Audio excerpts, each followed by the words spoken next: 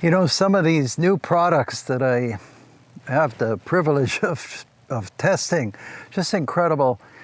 The rifle or carbine, I'm not sure if this is available anymore. I talked to you about it before. It's an Anschutz model 1771. I don't know if it's their match action. I'm not even sure there's a center fire match action, but it's in that really cool round, 4.6 by 30. Most people overlook that round. It's a really effective varmint cartridge, and the 4.6 by 30 was competing with the 5.7 FN to replace or to have certain applications for NATO, and the 5.7, as you probably know, ended up winning. Anyway, we can talk about that another time. It's a great round. One of the neatest things is we're shooting at that gong at whatever it is, 100 yards, and those bullets are so light and I guess so frangible that the gong hardly moves. You can hear it hitting, but it hardly moves. Anyway, the rifle or carbine is set up for a suppressor. It's threaded, removable magazine, as you can see here. The rounds that I have are hollow points, so they must just disintegrate. And getting back to this scope, so Discovery Opt, and why am I so impressed? Well, because I'm used to like Weaver K4 scopes. So this is 6 to 24 by 44. It's fairly low. They come with unbelievable features. One of the best ones is for leveling the scope. They give you a flat place to work with, you know, for a level. And I don't know how things work out for you, but I spend way too much time over the years trying to get the reticle straight. That's not a factor with this scope. It's got plenty of screws. That's a lot of screws. There's no recoil in the 4.6, but that's okay because they don't know who this, you know, what you're going to mount this scope on. Excellent locking turrets. That I noticed, so no turret caps. And other scopes are like that. Not just this one, but I sure do appreciate that feature. Oh, here's something maybe you didn't see. See these adjustments here? You can raise or lower the rings.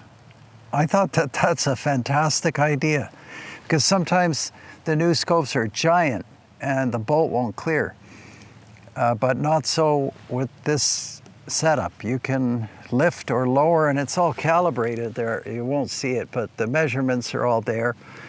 Anyway, the scope does everything, and I can't believe that these scopes can be produced for the prices that we can get them for. They even come with a little kit, I'll show it to you here, of spacers.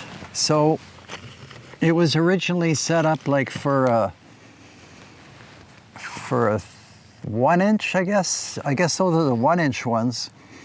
And the scope is 30 millimeters, so I took out the 1 inch spacers. And they give you Allen keys and even an extra screw, I noticed. Anyway, everything about it, perfect. And I try to look for edge-to-edge clarity in the scope, like everybody else. And I see no blurring, no wobbling, nothing. Of course, time will tell, but I think probably it's almost ideal scope. And the magnification range, 6 to 24. I mean, well, for a varmint rifle, that's okay.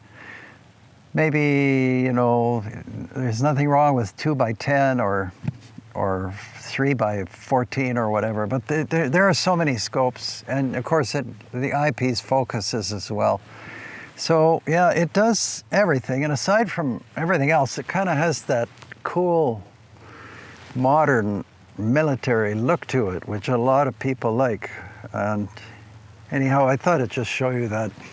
And yeah, so I'm not sure exactly who's behind Discovery Opt, but you definitely turn out a first-class scope, remarkable.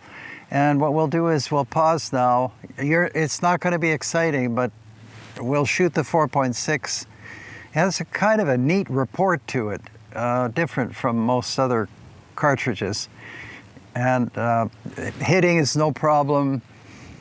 Somebody's going to write me and ask how accurate is this. So at 100 yards, this would be like between 1/4 and 1/2 minute of angle. The bullets are so small, and Anschutz precision, and with the scope, of course somebody's going to say show us a target, so we'll have to do that, but it's actually not really that hard to do. I'm actually more interested in, you know, when I'm doing something in the field, like with coyotes or what have you. But target shooting is good, and paper targets tell you at least sort of fundamental accuracy. So let's take a few shots. Oh, and somebody's going to ask if it's a set trigger. It's not a set trigger. It's what they call in Europe a direct trigger. And of course it has the thumb hole stock, which some people like and some people don't. I happen to like it a lot, and it's got decent walnut. And of course with the 4.6, you don't have to worry about a stock cracking. There's no stress at all. And very easy to shoot very well. All right, we'll take a break and then take a few shots.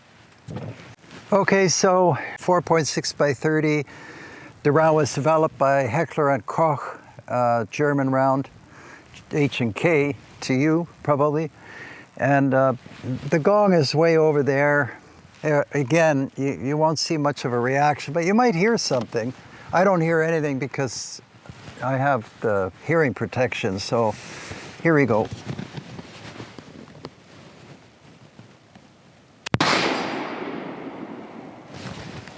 Yeah, believe it or not, that was a hit.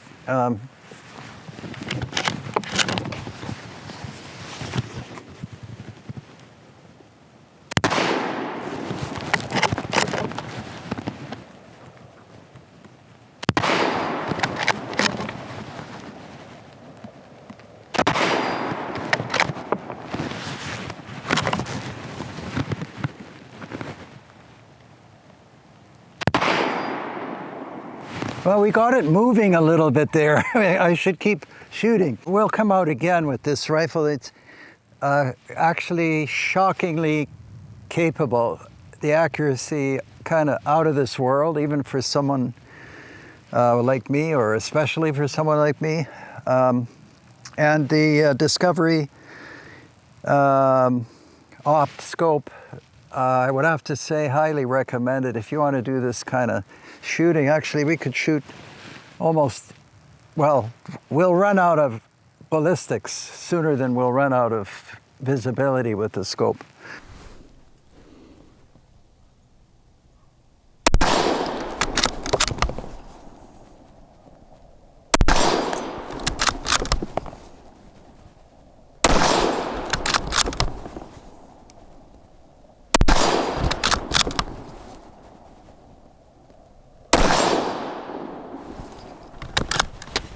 That's what I call effortless shooting. The round is perfect, the rifle's perfect, and the scope to match, so you really can't go wrong. I wish more people could get at this 4.6 by 30. I bought it at Nordic Marksman, but I don't know if they have them. I think it might have been like kind of a limited edition. All right, thanks again for joining me, and take care until next time. All the best.